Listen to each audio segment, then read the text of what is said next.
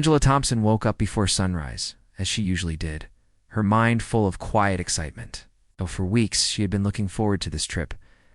Her son Marcus had invited her to spend a weekend with him in New York, celebrating the closing of a major deal that his company had just won. As she pushed aside her soft cotton sheets and slipped her feet into well-worn slippers, she felt the familiar warmth of pride swell in her chest. Marcus had always been a bright child, curious, determined, and endlessly kind. Now, at 32, he was the CEO of a technology startup that was poised to transform the way people moved around crowded cities. That morning, Angela allowed herself a moment to remember watching Marcus pedal his little bicycle down their Detroit street, his helmet sliding over one ear, his face alight with triumph when he made it all the way to the end of the block without falling. She went to the kitchen and flicked on the light above the stove. The pale glow revealed a tidy space, framed photos of family trips, a collection of cookbooks, and a pot of fresh coffee waiting on the counter. Angela measured coffee grounds with care, as she did every morning. Knew Marcus preferred his coffee black, with just a hint of sweetness, but she liked to add a little cream, telling herself it reminded her of easier days of lazy Sunday breakfasts when he was young. She set 2 mugs on the table, poured the steaming liquid, and sat down with a sigh. Outside the sky was still dark, but she could hear early birds stirring nearby. Each sip of coffee felt like a promise. This weekend would be different. They would talk, laugh, and enjoy each other's company without the hurry of daily life. She thought about their last visit, when she had driven down to Detroit to bless his new apartment. She had surprised him by cooking his favorite meal, baked macaroni and cheese with a crisp breadcrumb topping. He'd hugged her so hard in that cramped kitchen, the pasta bubbling on the stove, that she had felt his heart beating against hers. Finishing her coffee, Angela rose and walked to the bedroom. She chose a simple but elegant outfit, a navy blue dress that fell just below her knees and a lightweight cardigan. She looked at herself in the mirror and smoothed the fabric. She was 61 now, and while her hair had more silver than she liked to admit, she still stood proud and tall, her shoulders straight from years of teaching elementary school. She had retired last year, and sometimes she missed the laughter of children in her classroom, but her free time now was filled with reading, gardening, and supporting Marcus however she could. She packed her bag with care, her passport a stack of neatly folded clothes, her favorite rose-scented lotion, a little leather-bound journal where she wrote thoughts and notes. She tucked in a framed photo of her and Marcus at his college graduation, a bright spring day with cherry blossoms dancing in the wind. She smiled at it, remembering how she had cried tears of joy and relief that day. He had worked so hard, even when scholarship money ran low, even when some people told him that success was out of reach for someone like him from their neighborhood. By 6:30, her taxi arrived at the Thompson home on Elmwood Avenue. She paid the driver and stepped onto the sidewalk, locking the door behind her. The morning air was just cool enough to make her shoulders hunch a little, but she took a deep breath and felt the tension ease. She waved to the driver and climbed in. As the taxi wove through early traffic, she watched storefronts and stoplights go by, thinking about how life had changed since Marcus left for college. Their small house had been full of laughter and arguments, of late-night board games and kitchen dance parties. Now when she returned, the rooms felt both familiar and quiet. At the airport, she rolled her suitcase down long corridors lined with glass walls and polished tiles. She felt a small flutter in her stomach, the same feeling she used to get before parent-teacher conferences, when she worried about saying the right words to encourage her students. She checked the departure board.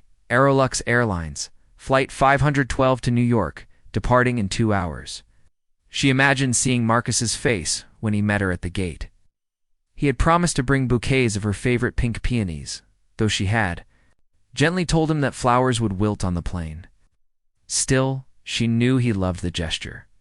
She joined the line at the check-in counter and greeted the attendant with a warm smile. "Good morning," she said. "I'm here to check in for Flight 512. The attendant scanned her passport and ticket, then handed back her documents. "You're right in Group A," the attendant said. "We'll begin boarding in about an hour." Angela thanked her and wheeled her bag toward a row of seats. She found a spot near a large window that looked out onto the tarmac.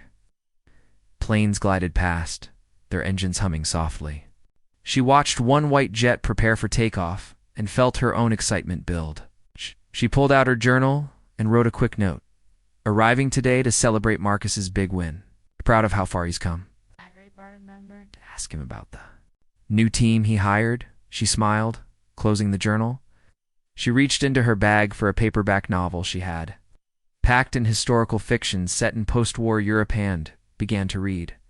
The words carried her away for a while, but she kept one eye on the window, ready to see Marcus walk through the gate when he arrived.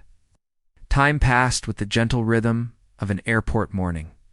Announcements echoed softly over the speaker, calling passengers for Hertz rentals or reminding people to keep their eye on their belongings.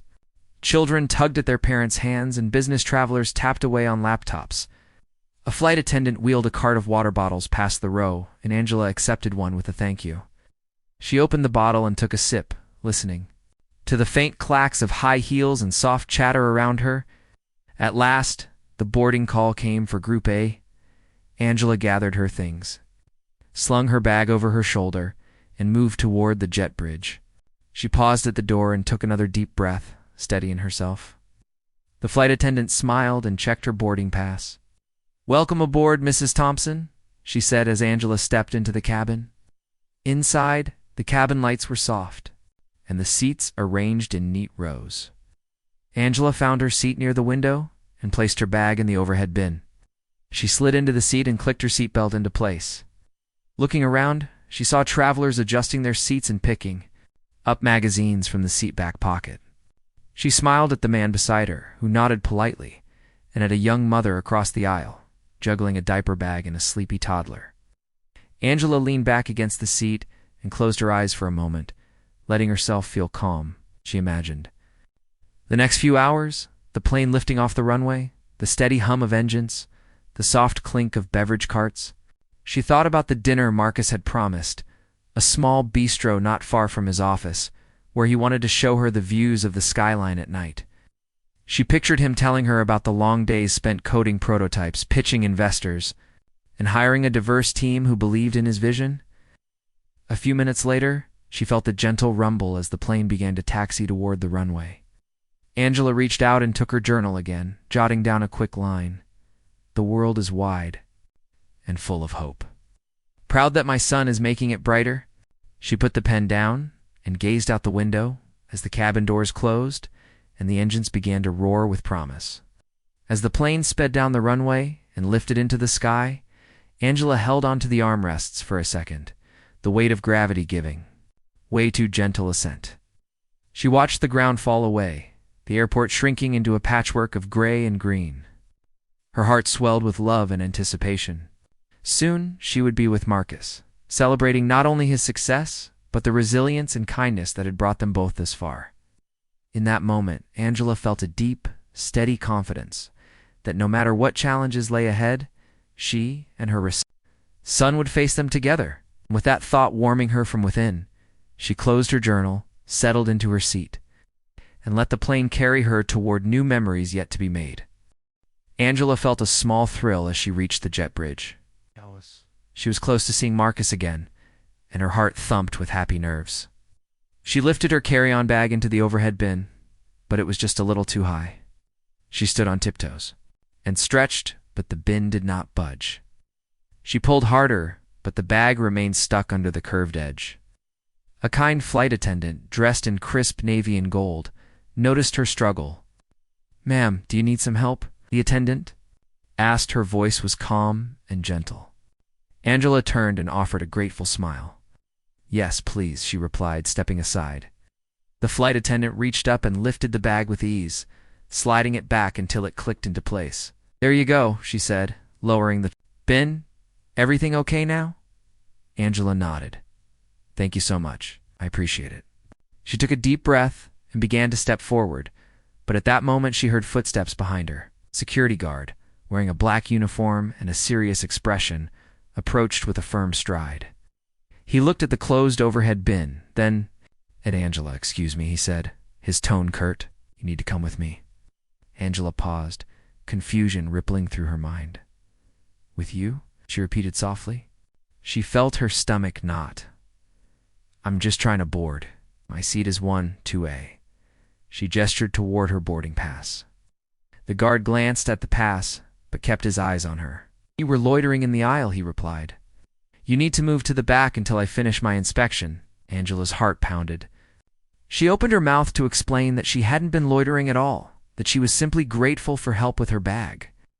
But the words caught in her throat. Around her, other passengers were forming a loose line, their eyes turning toward her. Some looked curious, others uneasy. A woman holding a child behind her clutched the child's hand and leaned forward, watching the scene unfold. The flight attendant, sensing the tension, stepped closer to Angela.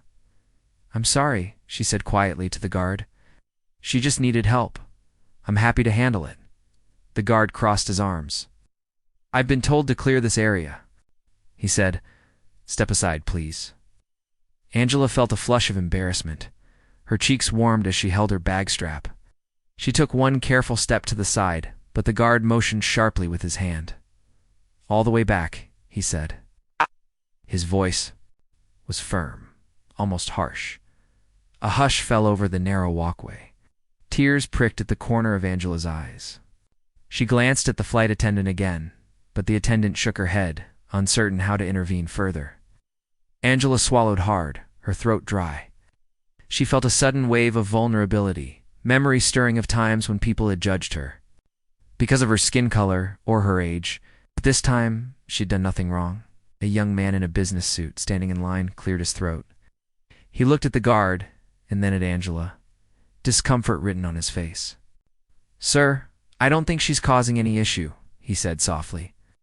"She was just putting her bag away." The guard ignored him. He took a step closer to Angela and repeated, "Move back." Angela's breathing grew shallow. She took another step, moving back into the wider area just outside the jet bridge entrance. She turned to look at the passengers behind her. Some faces were sympathetic, others confused. A few held up their phones, recording what was happening. The guard remained rigid, his arms folded. He did not offer an apology or explanation beyond the word loitering. Angela felt her hands tremble. She remembered Marcus telling her to stay calm if she ever felt frightened. So she drew in a deep breath, squared her shoulders, and tried to steady her voice. "Sir," she said, keeping her tone respectful, "I'm not loitering. I'm trying to board my flight." She held up her boarding pass for him to see. Her voice wavered slightly. The guard glanced at the pass again, then looked away. He did not respond. A moment passed in heavy silence.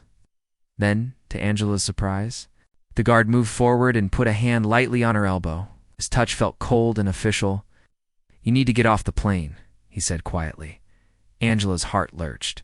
"Get off the plane," she whispered, shock pulsing through her chest.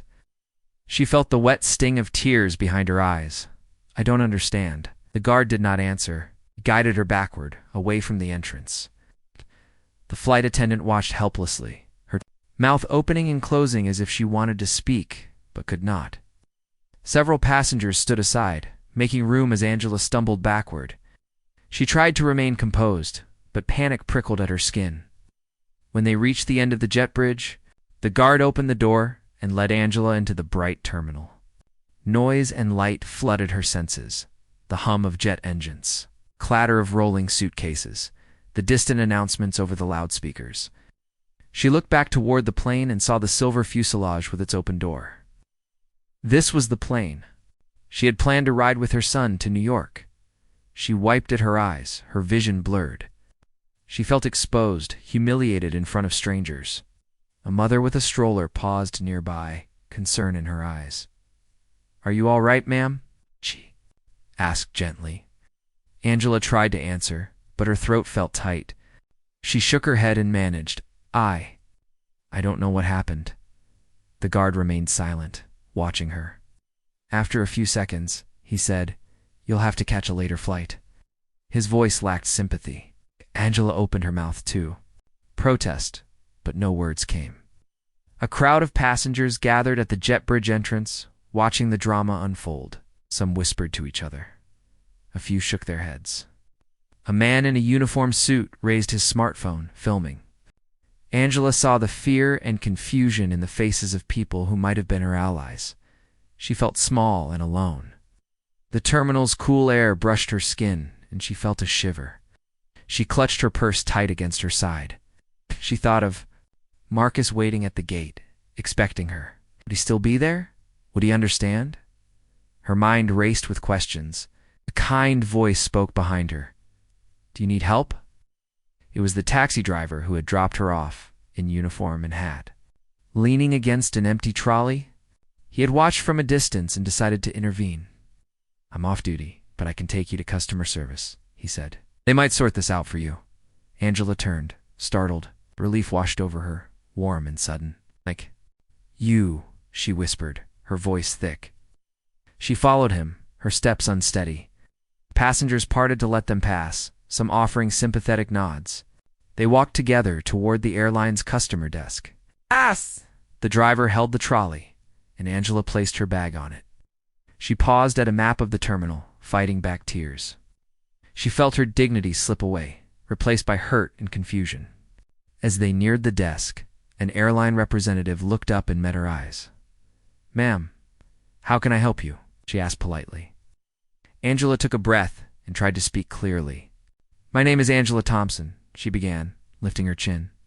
"I was told to leave the plane. I don't know why." The representative glanced at her screen and frowned. She tapped on the keyboard. "It says here that security removed you."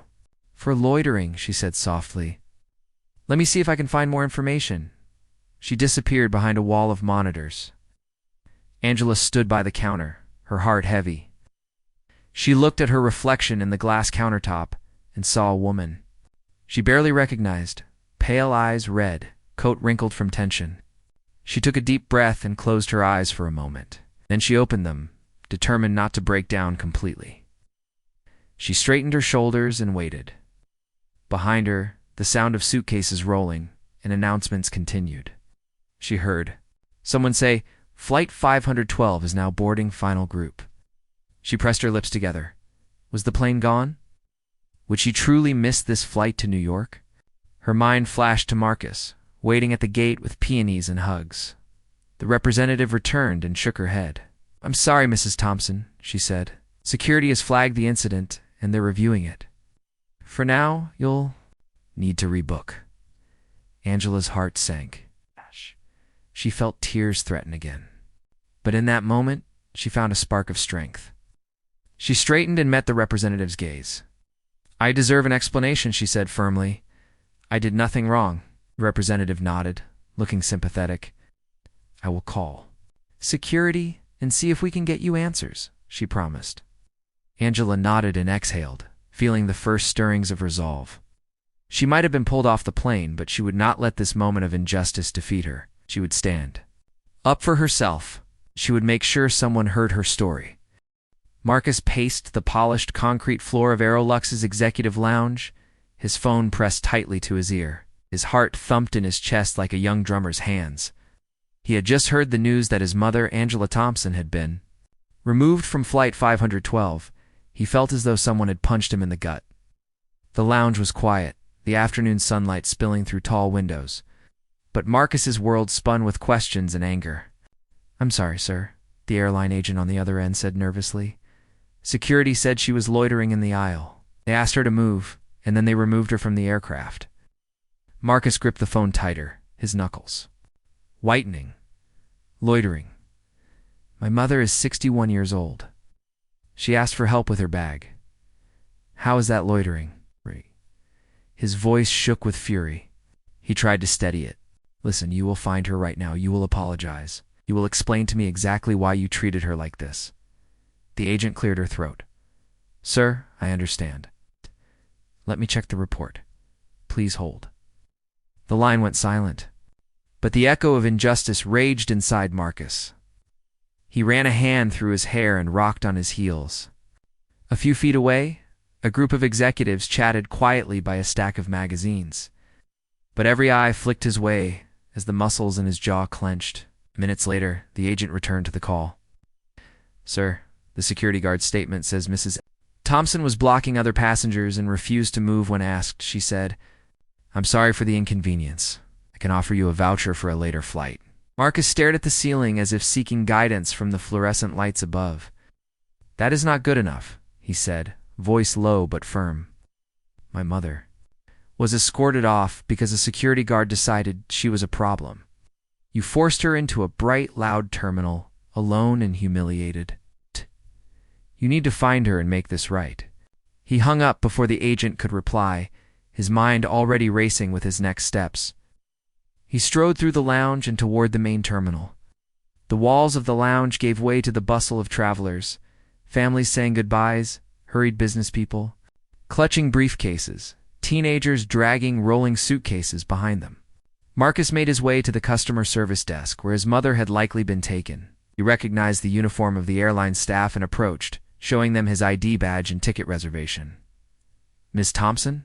he asked the attendant, voice controlled but urgent. "My name is Marcus Freeman. I'm her son. Where is she?" The attendant looked at her computer screen, then blinked. "I see her name here," she said. "She checked in just a moment ago and is waiting at the service counter over there." She pointed toward a small cluster of seats near the wall. Marcus didn't waste another second. He hurried to the chairs and spotted his mother sitting with her purse tightly clutched in her lap.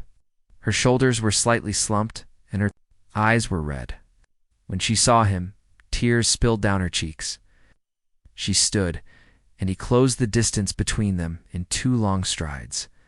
He enveloped her in his arms, and she leaned into him, shoulders shaking with relief. "Oh, Mama," he whispered. He felt her wet tears soak into his shirt. She looked up at him, her face creased with hurt and pride all at once. He brushed her hair back gently. "I'm so sorry this happened. Are you okay?" Her voice trembled. As she answered, "I'm fine, baby, but why did they do this to me?" She glanced toward the service desk. "They said I was loitering. They treated me like I was a troublemaker." Marcus's chest tightened. He offered his arm and guided her to a more private corner. He sat beside her and whispered, "I promise we will make this right." He pulled out his phone and began to scroll through messages. Several notifications from his staff had already arrived, asking what was happening. Within minutes he had tapped out a quick instruction to his head of communications. Gather all witness statements and video recordings from boarding. Then he called his legal counsel. "Sarah, I need you to get me everything on this incident," he said. "Security footage, flight attendant reports, witness names. My mother was removed unjustly. We need to prepare a demand letter." He paused to let his counsel reply. "Yes, we will act fast and reserve the right for damages. I want to see a full apology from the CEO and policy changes." "Understood." He hung up and looked at his mother. "I've started taking action, Mama. They won't ignore this." Angela reached for his hand. "You're amazing, Marcus," she said softly. "But please don't fight too hard. I just want to see you." He shook his head. "No, we can't let them get away with this. This could happen to anyone. People need to know they can't treat others like this." While Marcus consoled his mother, his staff in Detroit scrambled to collect evidence. They emailed nearby passengers whose boarding passes matched the flight's manifest, asking for video or written accounts. One passenger, Mrs. Delgado, sent a short clip of the jet bridge where she had filmed her grandson's antics. In the background, one could see a security guard waving his hands and guiding a gray-haired woman away. Another passenger, Mr. Liu, described how the guard had refused to listen when she tried to explain. All morning, messages poured in. An hour later, Marcus called a quick internal meeting. His co-founders and chiefs of staff gathered in the company's New York office next to the terminal. Each displayed a phone or tablet with messages, photos, and video clips. Marcus stood at the head of the conference table. "I've looked at the footage," he said, voice steady. "It's clear my mother asked for help with her bag. The attendant helped, and then security swooped in. They gave no warning, no explanation. I've drafted a letter to Airlux demanding a full apology, policy review, and compensation. We're prepared to withdraw our $5 billion investment if they don't comply." He paused, letting the weight of that figure hang in the air. Team exchanged glances. One of them, Nadia, winced. That's a big number, she said. Marcus nodded. Yes, but it's the funding for their new electric fleet. It's substantial. They will listen. He tapped at his laptop. The letter spelled out the timeline, appended witness statements, and quoted relevant sections of federal anti-discrimination regulations. In clear, courteous language, it demanded action within 72 hours. Marcus's tone was firm, but polite. He preferred to negotiate before escalating to litigation. When the letter was ready, he signed it and sent it to the airline's legal department. Then he drafted a short statement for social media, careful to focus on the facts. His mother was removed, an apology was owed, and passengers deserved respect. He posted it to his company's official channels, LinkedIn, Twitter, and Facebook. The response was immediate. Shares and comments multiplied as people expressed outrage and support. #apologize to Angela began trending. By late afternoon, Aerolux's newsroom lit up. Journalists called Marcus's office seeking interviews. He agreed to one brief phone conversation in which he said simply, "My mother deserved respect. I hope Aerolux will learn from this and treat every passenger with kindness." He declined further comments until the airline responded to his letter. Meanwhile, Angela sat in a small lounge chair beside her son, her energy returning as she felt his determination. She watched him work with admiration. "I never knew you had all these tools," she said with a gentle laugh. He smiled. "This is part of the job, Mama. You've given me everything I have." She reached out and gripped his forearm. "Thank you for fighting for me." He kissed the top of her head. "Always." As evening settled over the city, their phones chimed with messages. Witnesses ready to give statements on camera. Videos cleaned up and time-stamped. Legal counsel confirming the letter had been received by Aerolux's general counsel. Together, mother and son felt a shift. This ordeal had begun as an act of humiliation, but it was turning into a chance to spark change. Angela looked at Marcus, the soft glow of terminal lights reflecting in his eyes. She felt proud beyond measure. Even in pain, she had inspired her son to action. Passengers walking past paused to ask if she was okay, and she nodded with a small smile, feeling less alone. Though the injustice had wounded her spirit, she now felt a renewed sense of hope. She thought of other seniors who might face similar treatment, people whose voices were quiet or ignored. She felt determined that this story would show them they could stand up too. As night fell, they left the lounge arm in arm. Marcus had booked her a room at the airport hotel so she wouldn't have to fly again that day. She placed her hand on his back, feeling the steady rhythm of his heart. They walked through the terminal hall, passing busy shops and kiosks, people hurrying to catch last flights or reunite with loved ones. Mother and son moved forward together, guided by purpose. That night before sleep. Claimed her, Angela journaled in her little notebook. "Even when others see us as small, we have the power to stand tall. Marcus showed me my worth." She closed the book and placed it on the nightstand. Somewhere behind her, the city's lights winked like stars. She drew her blanket up and drifted into sleep. Her dreams filled with quiet victories and the promise of a more respectful tomorrow. Marcus woke before dawn, his mind still buzzing with yesterday's events. He lay in bed at the airport hotel, listening to the distant hum of traffic and the occasional jet flying overhead. He turned to look at the clock. 5:45 a.m. He sat up and reached for his phone. Notifications flooded the screen. Messages from his legal team. Updates from his communications director. And alerts about Aerolux's stock price down nearly 12% since yesterday. He pressed his lips together. He knew taking away $5 billion in funding would have an impact, but seeing it happen so fast filled him with a mix of pride and concern. He dressed quickly in a crisp white shirt and dark slacks, was careful to tuck his shirt in straight. He wanted to look calm and collected today, even though his heart raced. He paused by the window and watched the sky lighten. Somewhere out there, regular travelers were sipping coffee and catching early flights, people who might never know his mother's story. He hoped his actions would shine a light on the need for respect and kindness for all passengers, especially elders. Over breakfast in the hotel cafe, he reviewed the plan for the day.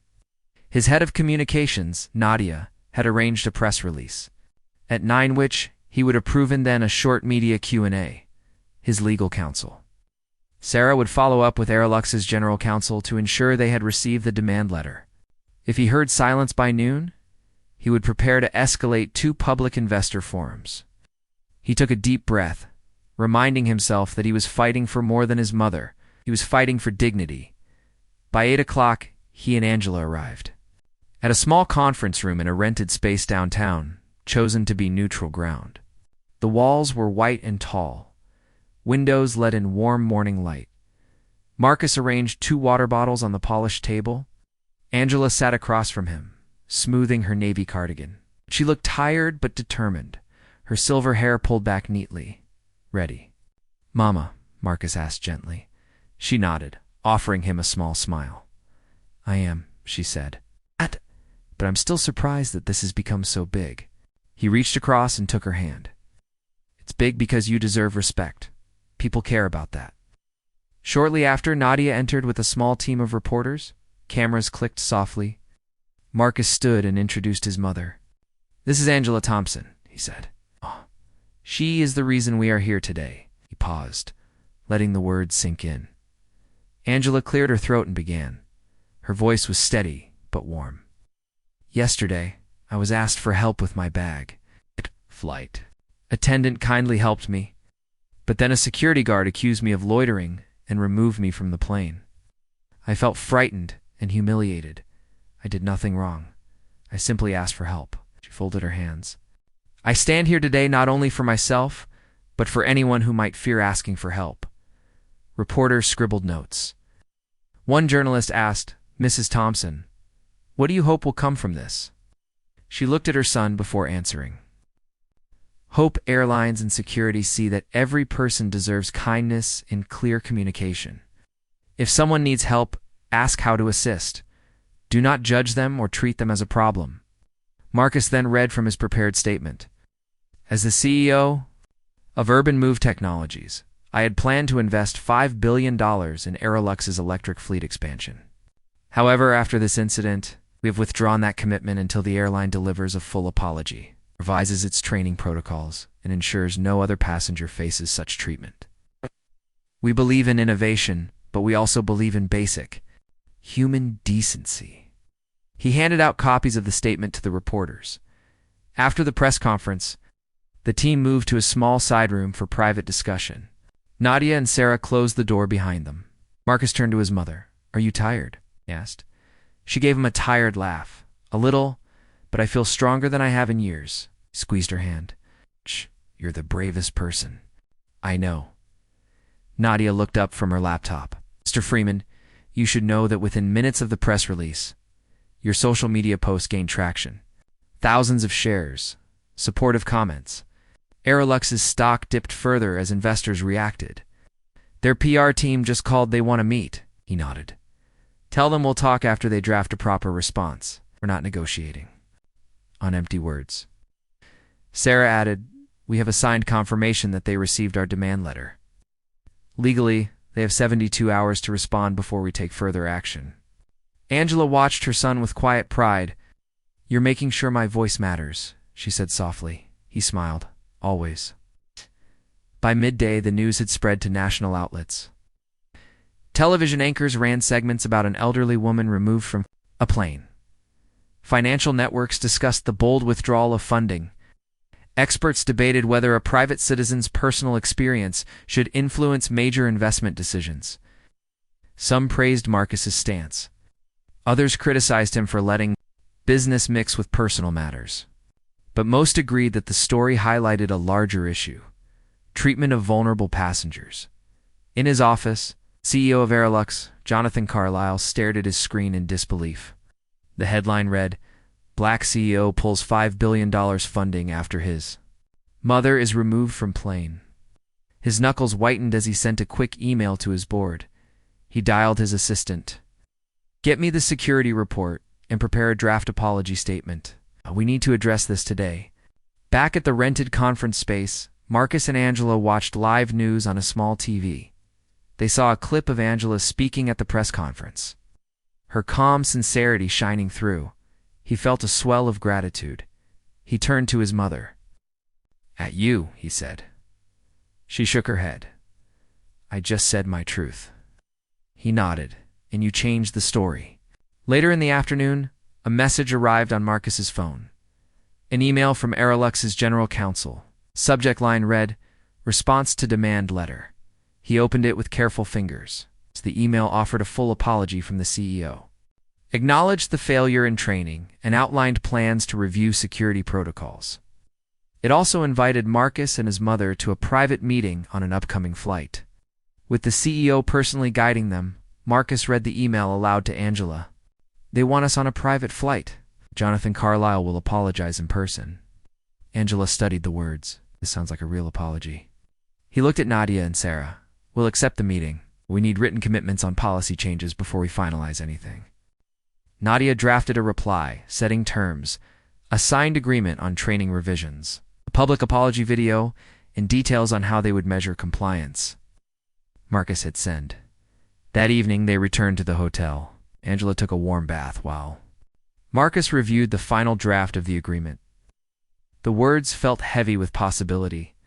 Aerolux commits to comprehensive sensitivity training for all staff, establishes a hotline for passenger complaints, publishes annual reports on security. Interactions. When Angela emerged from the bathroom, she found him at the desk reading over the agreement. She placed a hand on his shoulder. "You work so hard," she said. He turned and smiled. "It's worth it." He patted the chair beside him. "Sit." With me, she sat, and he handed her the printed pages. Together, they read the commitments line by line. When they finished, Angela looked up. "This could help so many people," she said. He nodded, feeling a warm pride. "Yes, Mama. Your story will help change lives." They left the hotel the next morning for Kennedy Airport to board the private Aerolux flight. This time, check-in was smooth. Staff paused respectfully, acknowledging Angela with nods. Marcus walked beside her, his hand on the small of her back. They climbed the jet bridge and entered the cabin. There, waiting for them, stood Jonathan Carlyle in a crisp suit. He stepped forward and bowed his head. "Mrs. Thompson, Mr. Freeman, I am deeply sorry for how my airline treated you. No one should face such humiliation." His voice was sincere. Angela felt her chest tighten with emotion. "Thank you for your apology," she said softly. He continued, addressing them both. "We have committed to full policy changes. We will train our staff to assist passengers of all ages with care. We will publish our progress. I ask for your forgiveness and your guidance as we move forward." Marcus offered a firm handshake. "We appreciate your words. I look forward to seeing these changes in action." The CEO smiled. "Let me show you around the cabin before we take off." They walked through the plane. The staff demonstrated new assistance protocols. A young flight attendant knelt beside Angela to show seat adjustments. A security trainer explained how to approach a passenger who appeared to need help. Each interaction showed the new emphasis on respect. When they reached their seats, Marcus and Angela sat side by side. The engines began to hum, and the plane rolled toward the runway. Angela turned to her son. "You turned my pain into progress," she said quietly. He squeezed her hand. "You gave me the strength to act." Outside the window, the morning sun glinted off the wing. The plane lifted into the sky with a gentle roar. As they climbed above the clouds, mother and son looked at each other and at the promise of a kinder journey ahead for everyone. The cabin settled into a soft hum as the plane leveled off above the clouds. Angela pressed her hand against the window, watching sunlight play across the wing. She turned back to her son, her eyes bright with quiet triumph. "It feels good to fly without fear," she said softly. Marcus smiled and nodded. "You helped make that possible," he replied. They sat side by side in comfortable silence for a few moments, each lost in thought. Below them, the city they had left behind disappeared beneath an endless expanse of white. The gentle rocking of the plane felt different this time, lighter, steadier, as if the very air around them had changed. All the stress and anger of the past days seemed to fall away, leaving only hope. Angela closed her eyes and let out a slow breath, letting her body relax. She thought about all the people who had watched news stories of her story and felt moved to speak up when they saw injustice. After a while, the flight attendant came by with 2 cups of tea and offered them to Angela and Marcus. The attendant knelt beside Angela's seat and smiled warmly. "Here you go, Mrs. Thompson. I'm so glad you're flying with us today." Angela accepted the tea with a gentle nod. "Thank you," she said. The attendant rose and moved on down the aisle, greeting other passengers by name. Angela watched her go and felt the truth of her son's efforts ripple across the cabin. Later, once the flight was smooth and the seatbelt sign turned off, Marcus opened his laptop. He had asked the airline to send him the first draft of their new training materials. Now, he clicked through slides showing clear steps for staff to help passengers with special needs, offering assistance with overhead bins, speaking calmly when someone seemed confused, and always asking before acting. He turned the screen toward. "Angela, look at this," he said. Angela leaned in. Each slide was written in plain language, with simple diagrams of staff members bending to help and smiling passengers receiving guidance. She nodded appreciatively.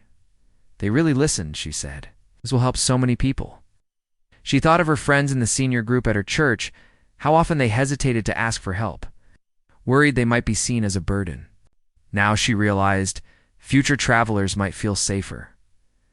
Marcus closed the laptop and reached for her hand. "This is just the start," he said. "Right. I want to work with you to share these lessons more widely." Angela looked at him, surprise and pride shining in her eyes. "With me?" she asked softly. He nodded. "Yes, you know what seniors need. You know how to make them feel seen and heard." She thought of her old classroom and all the ways she had comforted nervous children. The same skills could help. Grown-ups on an airplane? They spent the rest of the flight talking about plans. Marcus suggested hosting workshops at community centers, where seniors could learn travel tips and airlines could send representatives to practice helping them. Angela imagined a booklet written in simple English with clear pictures and warm advice. How to pack light, when to ask for help, how to speak up if something felt wrong. People might really use that, she said, when the captain announced that they would begin descent. The plane dipped gently, and light streamed through the cabin in soft beams. Angela and Marcus watched as familiar landscapes reappeared, the patchwork of roads, rivers, and neighborhoods. Soon, they would step back onto solid ground, and their next chapter would begin. They landed smoothly, and the plane rolled to a stop at the gate. As they stood to leave, Jonathan Carlyle appeared once more, waiting to greet them. He stepped forward and extended his hand to Angela first. "Mrs. Thompson, thank you for your guidance. We look forward to working with you on these initiatives." Angela accepted his hand firmly. "I'm honored," she said. Carlyle then turned to Marcus. "Mr. Freeman, your leadership is inspiring. We will never again let a passenger feel overlooked." They walked down the jet bridge together, the renewed crew and security team lined up to offer smiles and nods. Angela noticed the guard who had removed her from the first flight standing at the end, eyes lowered. He smiled sheepishly and mouthed the word, "Sorry." Angela met his gaze and offered a gentle nod. In that moment, she felt the full circle of change. Back in the terminal, journalists waited for them by the exit. They asked quick questions about the flight and what came next. Marcus answered calmly, "We've made progress, but the work continues. We will partner with Aerolux to train staff and share resources so no one else feels afraid to ask for help." Angela added, "This is not just about one person or one airline. It's about kindness and respect everywhere." Cameras flashed, and they moved through the crowd. Hands clasped, once outside, the bright sun and busy sidewalks greeted them. Marcus hailed a car, and they climbed in. As they drove toward a hotel near the conference center, Angela looked out of the window. She thought of the ordinary travelers' families, business people, seniors, anyone who might need a hand lifting a bag or a kind word when they felt lost. She felt her heart swell with purpose. That evening, back at their hotel, they held a small dinner with Nadia and Sarah. On the table were plates of grilled vegetables, fish, and a simple salad. They ate slowly, talking and laughing. Angela shared stories from her teaching days, how gentle acts of care had changed children's lives. Nadia suggested recording some of those anecdotes to include in the travel booklet's introduction. Sarah proposed scheduling follow-up meetings with other airlines to spread these ideas industry-wide. Between bites, Marcus looked at his mother and said, "You turned your pain into power." Angela reached across and squeezed his hand. Together, we turned it into progress. After dinner, Marcus walked Angela back to her room. They paused in the hallway beneath a soft light. He put his arm around her shoulders and lowered his voice. "Thank you for trusting me," he said. She leaned into him. "Thank you for fighting with me." As she closed the door to her room, Angela held on to his hand a moment longer. She thought of the long journey ahead, not just the miles they had flown, but the path they would walk to share what they had learned. She opened her journal and wrote, "When we speak up, change follows. When we act with kindness, respect grows. I am proud to be part of this story." She closed the book and turned off the light. That night, sleep brought dreams of open skies and welcoming hands. And as the city lights glowed beyond her window, Angela felt certain that whenever someone asked for help, someone else would answer. With a smile, the world felt a little kinder, a little safer, all because one brave woman had stood her ground. And because her son had used his power to make that ground firm for everyone.